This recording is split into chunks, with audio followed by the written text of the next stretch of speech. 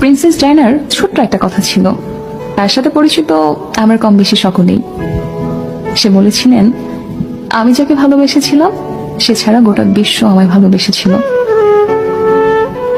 সৌন্দর্য, ব্যক্তিত্ব কিংবা আভিজাত্য কোনো কিছুতেই প্রিন্সেস ডায়নাকে পেছনে ফেলবার মতো কেউ তার মৃত্যুর এত বছর পরেও আসেনি। অথচ তার স্বামীও তাকে ঘরে রেখে আসক্ত হয়েছিল পরনারীতে, যা শেষটা হয়েছিল তাদের বিবাহ বিচ্ছেদ দিয়ে। তোমরা অনেকেই বলো না, গুছিয়ে না চললে, নিজেকে সাজিয়ে না রাখলে পুরুষ হাতছাড়া হয়ে যায়। আসলে এটা পুরোপুরি মিথ্যে, বুঝলে?